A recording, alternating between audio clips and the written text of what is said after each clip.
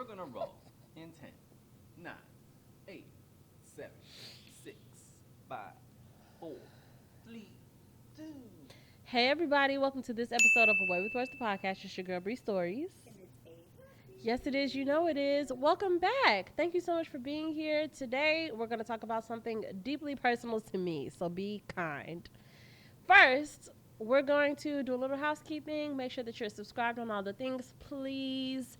Podcasts are not like social media, where social media is valued by how many likes and comments they get. We don't really have that same scale there. So we have to do ratings and reviews. And if you could just take it 2 seconds out of your moment and just tell us that you love us or you care and give us a rating, give us a review. It is pivotal to our growth, and we appreciate you for it. Also, subscribe on YouTube, even if you don't watch on YouTube. If you have a YouTube, subscribe. What else? All the things. Subscribe on all the places that you can subscribe, and just be on the lookout and keep loving us, and we appreciate you for doing so. Tati, do you have any ice to break? So, If you had to wear the same shirt for a whole year, you need to have one word on it. What would it ooh, ease. say? It would say ease. Yeah. That's my favorite word. Shout out to Hey Friend Hey. She really helped me see the value in that word, and now it's something that I kind of hold dear to my everyday life. My shirt would say Usher. Or Moesha. Something that like I just always love her back. I love that. Regardless of the times. Like something that I always Come on, word. I love it. Well, let's check in. Would you like to start? Okay. So physically I am vaccinated. Hungry. And my emotionally I'm feeling good. I'm feeling pretty level.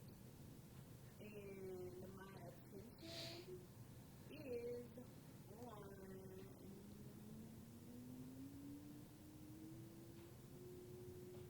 I don't know. What's my attention on now? Yeah, maybe the next now that we're done with the holiday season of December, I think the next holiday is Lisa's birthday. So The holiday being my birthday, not Valentine's Day. Who cares about that? It's my birthday.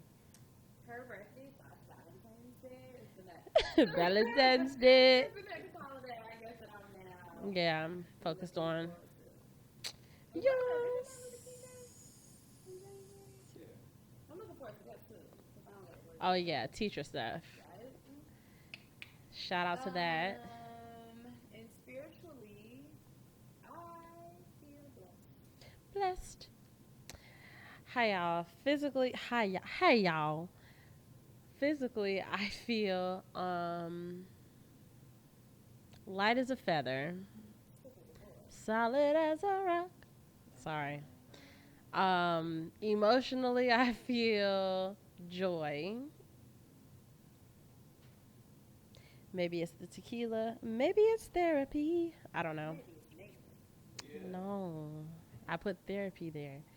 My attention is currently on my birthday forever. Okay, I'd be really sad when my birthday is over. Do you? Yeah, because I start thinking about my birthday 6 months out, and I do it in a way that is not productive at all. And then I get to January, and I'm scrambling for like my birthday shoot and all that shit. And then once that's over with, and it always turns out flawless and way better than I thought it was, because I'm never prepared the way that I want it to be. And then I start to feel a little more ease, and then my birthday comes, and then my birthday's over, and I'm always so sad. Not like sad, not like, but sad. So I'm looking forward to my birthday and not the day after. Not the day after? Yes, because then it won't be my birthday anymore. And spiritually, I am feeling just carried, covered, and supported. That sounded like a Waffle House order. You know how you order your potatoes. Anyway, so today we're gonna have a conversation about my revelation of self worth. I'm going to tell you a story, and then I have one question. And also, this conversation can flow, but I just wanted to share with y'all this thing because I realized that I have fallen off lately. Maybe, I don't know, a year or so. I think that the blessing is that I'm amongst my friends. So I'm never not transparent. I just haven't been intentional and thoughtful about bringing topics that are transparent to my actual life in that space and time. Um, so it's a little different. But yeah, I just want to be, So today's theme is self worth, and I'm going to tell you about the revelation that I had around it. So I was walking down the street, it was freezing cold, and I was just thinking, I was listening to a podcast. I can't remember which one or what they were talking about, but something that somebody said made me think about it. Let me try to do this without rambling. Okay, so when I was 19, I got in my first real relationship. It was over before I was 21, but it was like the most intense, blissful, free, fun, amazing thing ever, right? And when the breakup happened, it was awful. And I was really, really hurt for a really long time. Then I got to a space where I was like, okay, I spent a long time being hurt. And then I spent some time after that being like, maybe I'm not even monogamous. Maybe I don't even want a traditional relationship or whatever, right? And then I got to a space where I was comfortable admitting to myself that maybe I do want those things. And then I started to intentionally date, right? In the process of intentionally dating, retrospect, hindsight is 2020. So looking back on it now, I realized I've always been looking for that thing, that feeling that I had when I was first in that relationship when I was a teenager, right? It was intense. It was encouraging. It was supportive. It was loving. It was all of these really, really, really good things. But I was telling myself that whole relationship was unhealthy, right? And then I would have conversations with people and with my therapist, and I would explain that relationship, and I would use certain words that would make a therapist be like, oh, no. Those feelings are wrapped in anxiety. And when you find the person that you're supposed to be with, you should feel calm. You should feel at ease. You should feel peace. And so I've taught myself through that advice, through wording her advice by me miswording my experience, I taught myself that the love that I shared with that person was a completely unhealthy experience. And those qualities that I've been searching for should not be sought after, right? So fast forward to 29-year-old me. I'm in my first relationship since then, my first actual relationship since then. And it was really difficult. I'm starting to hear all of these things in real life, relationships take hard work and all of this shit that really never resonated with me. It's I get it, I understand, but it was I was feeling it in a way in that relationship where I was just this doesn't feel right. We're doing this work, we're doing hard work, we're having deep conversations every fucking day, we're doing the work, and it's just but what do you get? It's do I get it after year one? Do I get when do I get the things, right? And I didn't realize that I still was also looking for that stuff that I had in that other relationship. So I'm walking down the street a couple days ago, not really, but a couple weeks ago. I'm walking down the street and somebody said something in the podcast, and I stopped and I was like, wait a minute. Passion is not toxic. Admiration is not toxic. Passion and admiration are two key things that are present in infatuation. And infatuation, as a definition, is short term, right? But you can have passion and admiration long term. And it's okay to want those things.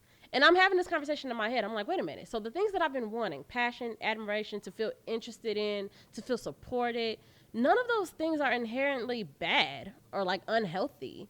And I had those things in that first relationship. So what's the problem? So I'm like, okay, so what's the thing? What is the thing? And I noticed in that first relationship, I hated myself. I really didn't like who I was. And since that moment with my therapist, when I decided okay, I can admit that I actually want to be in a relationship. I can admit that I maybe am monogamous.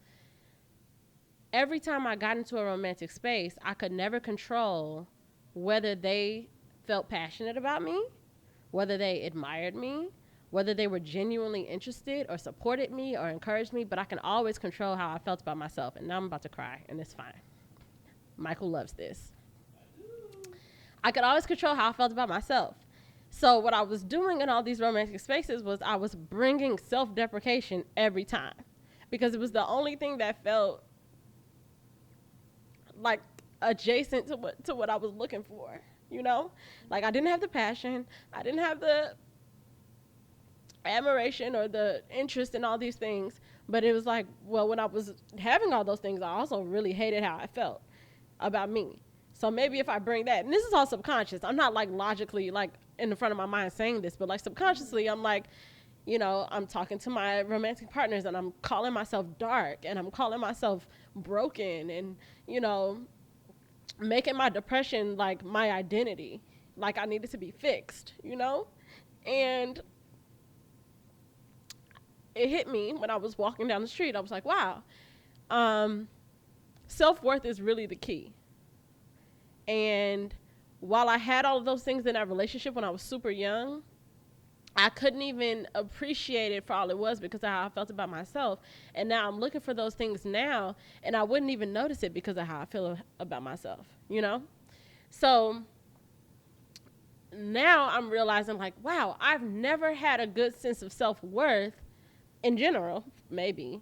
But I've never, I mean, I have moments of it. You know, I get by myself and I get very, very focused and tuned in, and I live alone and I like create a space for myself and my routines and all that stuff. And in those spaces, I feel like my most me and I feel good.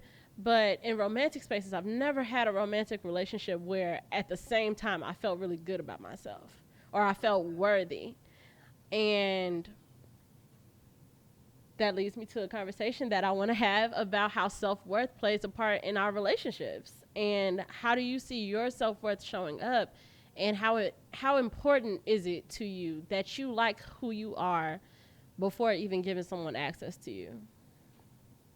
I mean, I think it's really important, even like our last conversation about boundaries. Yeah. I don't even think you know your boundaries or can enforce your boundaries if you don't have self-worth. Yes. You know, I think those two coincide, and I think that for the longest time, I think self-worth is probably all I had.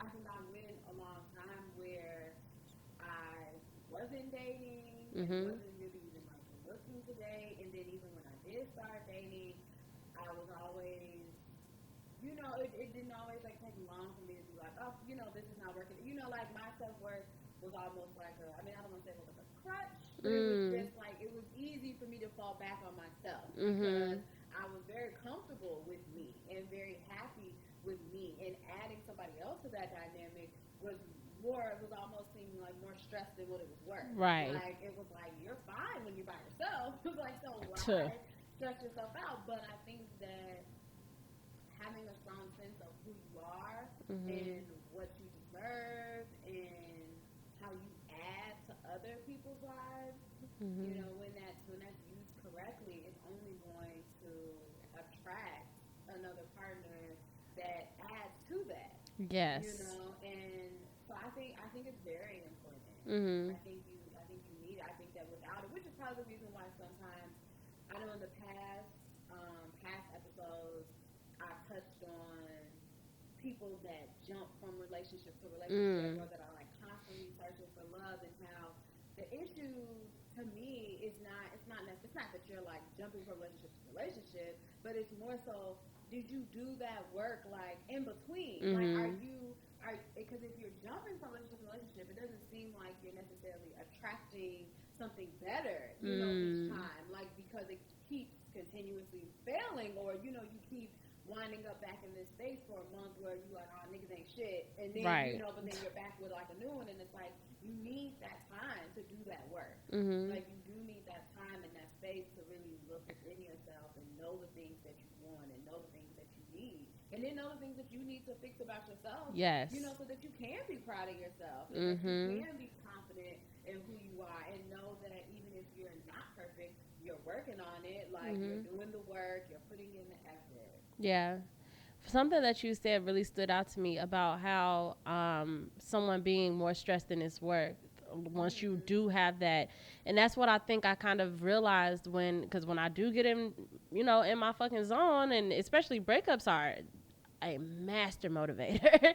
Like, that, it's amazing, and you get in that space and you start just getting into your own shit, and you have your routine is up to where you want it to be, and you're doing all the things that you want. And I think that there are these arbitrary things that we're taught to like want in partners, but really it's that idea that somebody can come into your life and not interrupt that or not disrupt that so much that you're just completely off. And if that was your only source of self-worth, then it's like, where does that leave you once you are in that relationship and they've disrupted that, So that is extremely important. And I also think that consistency breeds confidence. And that's something that I think that I keep in mind all the time, which is like, I feel my best. And like, even like little stuff, like the way that I feel about my body and like about how my brain works and stuff, is because every day I'm, getting up and working out. And I'm not the person that works out for like results. Like, I'm not working out being like, ooh, just 10 more pounds. Like, I work out for the routine of it. I work out because it's a part of my routine. And as a result, it makes me feel good about who I am, how I look, how I feel, and all of those things. That's just another one of those things, one of the little rungs in the ladder that'll get fucking knocked off if you allow someone in your space that's just not trying to keep those things afloat, because they see in you those things and they see in you how important those things are, but they are just, I don't know. Sometimes they're narcissists, or sometimes they are broken and they need the attention and they need the care. But either way, it just creates a space of like, your self-worth is going to dwindle if that's the only place you have your self-worth. Like within that person? Within that routine. Oh, right. That's something that I'm trying to gain balance in that space, because my routine is extremely important to me. But I'm trying to learn that I'm okay if I don't do my routine. Like, right. You're still the same, like the result that you have at 4 p.m. after a whole day's worth of that routine. You're 4 p.m. the next day, if you didn't do any of that shit, you're the same person. Yeah. And you're okay. Yeah. And that's hard. Yeah, I think treating it like when you were saying you work out, not necessarily for results, but it's just like for yourself or your mental. I think treating yourself nicely, yes, is important for like your self-worth too. Because if you're making sure that you're always doing the things for yourself that makes yourself feel good, that's also how you do notice when something is happening that doesn't feel good. Yes, that's how you notice when something isn't adding to your being. Because you're like, I was feeling a lot better when I was doing all the things for myself. Like, right. Is this person, just because now I have a romantic partner, or just because now I have somebody that I can like watch TV with, or I have somebody that I can like lay in the bed with, I made these moments when I used to be lonely, those moments made me feel. But my everyday, day-to-day life, am I actually better? Right. Because you're here. Am I benefiting? Yeah. Am I benefiting in some way? And I think that, at least for me, I think that I'm learning that adding another relationship to your life, for me, it's going to throw off your routine. For sure. It's going to change the way you move and how you do things, because it's almost like having another job, not like an actual job, but it's like you have another responsibility, you have another obligation, and so it's like it's impossible for you to continue to operate the way you were before you got into this relationship. But I think that when it's positive and when it's healthy, you feel like you're building something new. Yes. You don't feel like you're losing out on what you had before. It's like I'm just going into a new phase. Like, I gotta figure it out. You gotta get a grip on things to figure out, how to make sure that that you're still getting your work done. Yeah. But you know that ultimately all these changes are for the better. Yeah. It's for something new. It's for a new foundation. Yeah. And I think that when you don't, for me, all of my past relationships or situationships always because when I would do self-reflection, it would be like, I'm all stressed and I'm all up in arms and all like sad about something that's going on, but I'm like, but what if that person, if you don't talk to that person anymore, like what let's write down the things that you're actually losing. Like what has this person really been giving you and like feeding to like your soul that has you so down and out, and that's what made me say the whole it becomes more stressed than what it's really. And that's such a hard conversation to have with yourself and to have with a partner potentially, because we talk about how I shut down. I mean, but sometimes you have a partner who clocks these things, and you don't wanna say that it's that. You don't wanna, especially me, and I think that we women, but black women especially, really need to take a look at how hyper independence is affecting you in a lot of different ways. So because me being hyper independent, formerly hyper independent, it was really difficult for me to see myself as a partner. I saw myself as a person in a relationship, but I did not see myself as a partner. I didn't see myself affected by or with the ability to affect this thing that we have going on. And so when you don't have that type of mindset, if you don't see yourself as a partner, a lot of things can just keep going, and I kept dealing with shit by myself. I kept dealing with this idea of like, okay, like, well, you got all this shit going on, and like, yes, a lot of shit lacking in this relationship and in this partnership, but you can't focus on that right now.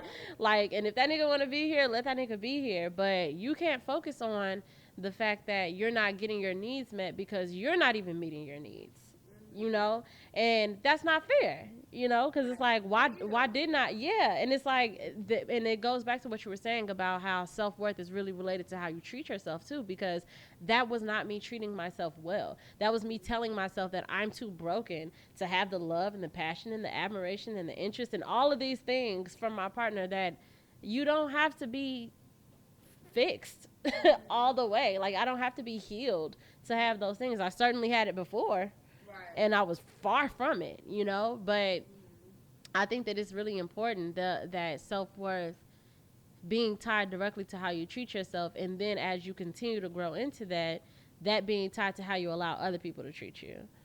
Because now I'm in a space where I'm like, well, shit, I don't have to think of myself that way. I don't have to look at myself that way. I don't have to feel that way. So why in the fuck would I let somebody come around and not do all of the things that are just like bare necessities, and me tell myself that the reason it's not happening is because of me. It's because I'm not quite there yet. And it's also not even it's not always like the other person's fault. Like, no. It doesn't always mean anything negative about them, or like, they were a bad partner, or they, were a bad person. Like, two people can just not click or not need the same thing. Yeah. Out of a relationship. And I think that's another reason why, like, self-worth and all those things are important, because when you notice those things early on, it's like you can have a simple conversation that doesn't have to be that deep, and you can part ways. But I think that when you are constantly trying to like force something to work that's not working, is when people start growing like the animosity. And now you're getting angry, but it's like you'll be getting angry about something that you never had in the first place, type of thing. And so then by the time you do say it, it's like, now I'm mad, and then like your partner can be looking at you like what? Like, what are you talking about? When all of it could have been avoided.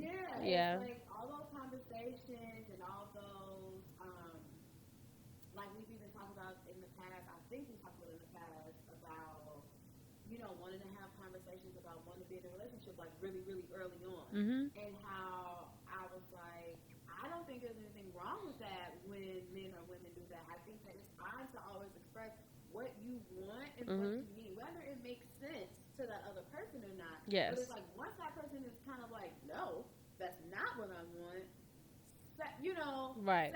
But when you try to continue to force something after y'all have both flat out said, I don't want what you want, and y'all are in agreement, but then you keep trying to force it, it's like, now you're just fighting every day. Right. It's like, it's okay to say what you want, and then if it's not being met, to then just leave things as they are. And go your separate ways and continue to look for what is it you're looking for? Right. And that's why another process in self-worth is having your values intact. Mm-hmm. Because then you're able to see those things early on, and you're starting to see, like, okay, this don't look like it's leading in a place that's valuable to me. And then you have those conversations. But if you don't have any of that shit, you just be going with the flow. And I don't want to demonize going with the flow, but it don't be getting Go with the flow when you're really going with the flow. right. You're really not affected Exactly. by things that are happening, and it's not bothering you that much. It is fine to go with the flow. Mhm. But if you're just going with the flow, but it's fine Because somebody told you to go with the flow, because you asked what are we, and their response was like, we chilling. And then you was like, okay, like I guess we just gonna see. It's just like, and it's like, yeah. I mean, everything, everything has its rule and its exception or whatever. But I think that having those firm beliefs, those thoughts, those values, because you can always change them, and they can change for people. Yeah. Like you can change them because of the person that you met, and all of those things are fine. But at least having the foundation, the starting point, and those things being built on the foundation of self-worth and of you feeling that innately, whether you fucking brushed your hair that day or not, whether you went to the gym, whether you finished your project, whether you did all the shit that you were supposed to do, you still deserve the things that you value. And you're either getting them or you're not. And I know I was gonna say as women, but I think it's a human thing. Definitely. As women, but as people, we often kind of have this feeling of like, you knew better, or you knew what I wanted, or you knew what you should have done.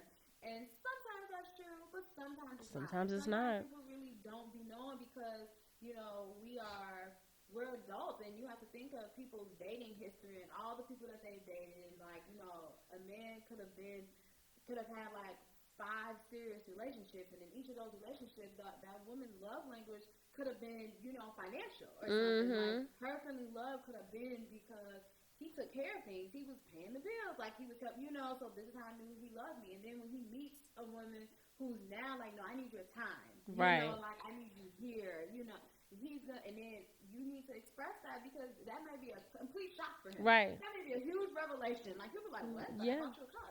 Yeah. Like you could be completely like confused. So those conversations are definitely needed, and people do deserve, depending on how much you really care for a person and how much you really want things to work out, people do deserve the chance to make the changes if they want to make the changes. Yes. And I know people also get hung up on like, well, then it's not genuine. Like if I have to tell you to do it, it's not. If you didn't do that from the heart, you're just doing it. And that's stupid. Yeah. That's something that I had to unlearn too. Yeah, I'm on the rope. I'm on the fence. Yeah. About it. Like I sway to both sides of that scenario. I be feeling like, yeah, if I gotta tell you to call me, don't call me. But it's like if I gotta tell you repeatedly, instead of saying if I gotta tell you, let's make it if I gotta tell you repeatedly, because I do think that we all have the capacity to have in mind what it is that our partner or anybody like if you tell me, or it's certain things that also we're women too, and I know that our intuition, our inner workings be a little bit different than men's, but it's like certain things that I just know innately about you because I know that you're a mom, and sometimes niggas come around and just don't even factor that in. It's just be like, no, I can't just pick up and go. Like I'm never gonna call Tati. Like if I come to the suburbs, grab my mom's car or something, I can hit up Michael and be like, we finna go get sushi. Tati might be like, wait a minute, bitch. Like, you know what I'm saying? Like, I just know it, something as small as that. And I think that people don't understand that all of those things are very much the same. Like, you're expecting someone to read your mind when you could just ask for the thing. Now, repetition, I'm with y'all. I'm not gonna fucking keep saying it. Right. I'm definitely not gonna keep saying it. I definitely have grace and understanding, and if I see you trying, then we can always revisit it. But I'm not gonna just keep being like, hey babe, remember when I told you like no calls after 10, or like I don't know. It's like, but my minutes. I also don't want to see you crying I don't want to see that the thing that I asked of you is breaking your back. Oh my God, yeah. I don't want to see you literally like struggling like, let me call But that's why, you know what's important too, though? It's important that we know that acceptance is not settling. And you can accept someone for who they are and then adjust your relationship based on that. So if I know the type of nigga that I'm, like the type of stuff that I know I need now, there's things that I'm clear, like I need these things. If I start dating someone and I see like, wow, this person just plain doesn't have those things, I can accept that about them and use that knowledge to make me be loving and just be like, okay, that's cool. Maybe we're not this type of couple. Maybe we're not this type of connection. Yeah, like maybe we're friends, or maybe and it's okay. But it's when you try to force someone into a box and then they don't meet your expectations and then you're mad because, well, I told them, I communicated, I did my part, and it's like, well, they're just not that type of person, and you can just be okay with that. You keep like taking steps, like you see that somebody's not what you wanted them to be, but you're like, well, we just gonna try this relationship thing. Yeah. Then you get together, and they still not where you want them to be. You're like, well, we're gonna move in together and see how it goes. And that's when you need to start. Yes. Like, you never got what you. Why are you never still moving forward? Yes. And that's when you need to sit back and do the process that I did, which I got gifted my process. I don't know if I would have gotten to it in the relationship that I was in. I don't know if I ever would have sat down on my own and been like, okay, am I getting what I want? No. Why? I don't know if I've ever would have done that. But I implore us all moving forward, people in new relationships, people in existing relationships, when you start realizing like, hey, I am asking for something that seems super simple to me and I never get it, but my response to it is to give more of myself, of my time, of my energy. That's when you need to start questioning your self-worth. When you have to start asking yourself like, hey, where am I at? What's happening? What's going on? Like, what's causing me to feel this way? What's causing me to act this way? I'm so fucking cool. Like, since you're not getting it, overcompensate. Let me overdo it. More shit. Yeah. So wake you up to the fact that, like, I'm so cool. You're winning right now. So you're cool. Because you're doing Yeah. But it's like the more and more you do, the more and more you'll see, like, the goofier you'll feel. You know, like they still don't see it. Yep. And you just feel super goofy. Yeah, and it's also like this, like we are cool by we are cool by our actions. We're also cool by our being. And it's also like you got to stop and ask yourself too, like if I have to act to show you that I'm cool as fuck, you know, like you should just feel that way. You didn't catch it, and that's okay. You know, I definitely don't want you to fall in love with me because I fucking bought you a car or something, because that's the type of shit I would do. You know what I'm saying? Like, I would overexert myself with money and things like that, but that shit dead as hell. Like, that's just not good. So, thank you so much for letting me cry like the back days, if indulging in this conversation. Do you have any parting words for our friends looking to strengthen their self-worth? Please. Well, just the thing. Just a sentence. Well, if you're black, that should add to your self-worth. Because that's fair. You look good, baby. And for our white friends, good luck. No, I'm kidding. Well, thank y'all so much for listening and or watching today. Please continue to do all the things that you've always done. Follow us on all the places that we can be followed. That's at Away With Words, the podcast on Instagram. And you can follow me there at Bree.stories and at Bree_stories on Twitter. Follow at A_Tati on Instagram and at Hey Tati on Twitter. And please, you got to follow at MJM Kid and at Moments_Stu, because you got to. I'm not going to say it no more. Love you so much. I am going to say it again. Bye. Bye.